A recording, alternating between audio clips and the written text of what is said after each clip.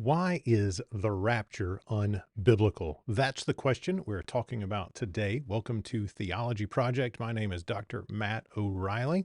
If you are new to Theology Project, be sure to subscribe, tap the bell so you get notified when new videos post.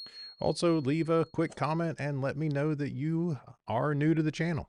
Everyone can help us out by liking this post, liking this video, and sharing it on your social media platforms with your friends and followers.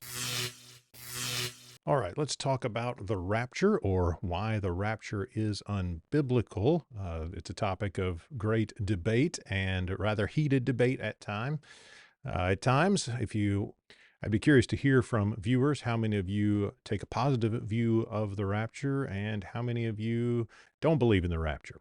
Leave a comment and tell me which view you take. In this video, we're taking a look at a passage from the Gospel of Matthew, chapter 24, verses 36 through 44. This is an important passage in the rapture debate. What it means carries a lot of weight. It's noteworthy because it's likely the passage that was behind the name of the uh, best-selling Left Behind series, because it describes someone who was left behind and someone else who was taken. We're going to get into that in just a minute. Now, I'm going to read the passage of scripture for you, and then we'll talk about it. So this is Matthew chapter 24, verses 36 through 44. Jesus says, "But about that day and hour no one knows, neither the angels of heaven nor the Son, but only the Father. For as the days of Noah were, so will be the coming of the Son of Man. For as in the days before the flood, they were eating and drinking, marrying and giving in marriage, until the day Noah entered the ark. And they knew nothing until the flood came and swept them all away. So too will be the coming of the Son of Man. Then two will be in the field, one will be taken, and one will be left. Two women will be grinding meal together, one will be taken, and one will be left. Keep awake, therefore, for you do not know on what day your Lord is coming. But understand this, if the owner of the house had known in what part of the night the thief was coming, he would have stayed awake and would not have let his house be broken into. Therefore you also must be ready, for the Son of Man is coming at an hour you do not expect." So those are the words of Jesus in Matthew chapter 24, verses 36 through 44. The whole text is describing the coming of the Son of Man. There is some debate over whether the second coming is in view at all. We're not going to get into that today. We're saying, assuming that it is the second coming, does this passage teach a rapture of the church? Few that would affirm the rapture would say that that's exactly what's going on here. Jesus is talking about his second coming. He describes two men walking in a field. One is taken in the rapture, the other is left behind. And then two women grinding meal together. One is taken, she gets raptured, the other is left behind. So that's kind of a typical view, premillennial dispensational view of this passage. Let's see if it stands up to reason when we look at the logic of the passage as a whole. The entire passage depends on an analogy with the days of Noah. Jesus describes people eating and drinking before the flood of Noah, marrying and giving in marriage. And then the floodwaters came. Noah and his family go onto the ark, and then they are preserved while everyone else who is left behind are taken away by the floodwaters. Those who do not get on the ark are swept away, taken away by the waters of the flood.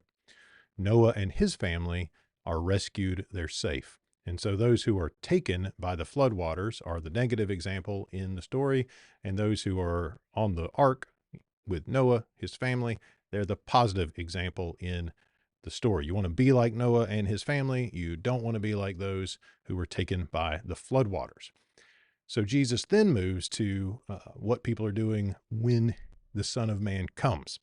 And the way he describes it, he says, for example, there will be two people, two men walking in a field. One will be taken, the other will be left. There will be two women working at grinding meal or wheat.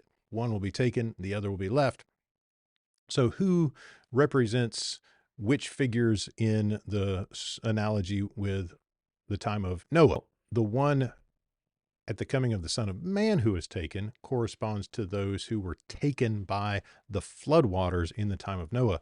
And the woman who's grinding meal who is taken at the coming of the Son of Man corresponds to those who were taken by the floodwaters. It's an expression of God's judgment. To be taken is to be taken is to undergo the judgment of God. It is not to be spared. It's not to be raptured off into heaven while judgment falls on the earth. Those who are taken are those who experience judgment. Those who are left, the one man in the field, the one woman grinding meal, those are the ones who correspond to Noah and his family. They are preserved through judgment. They get off the boat at the end of the flood when the floodwaters recede. The ones who are left at the coming of the Son of Man correspond to those who get off the ark after the flood. So in this story, you want to be left behind. You want to be preserved through judgment. You want to get off the ark at the end of the flood. You want to be left after the coming of the Son of Man. This isn't about the rapture at all. The rapture is not taught in this passage of Scripture. This is one of the reasons the rapture is unbiblical. Obviously, there are other texts. We're not going to get into those in this video. I've got other videos that you can check out in relation to that. Some of those are linked in the description below, specifically a video of mine where I describe the 3 reasons that I stopped believing in the rapture.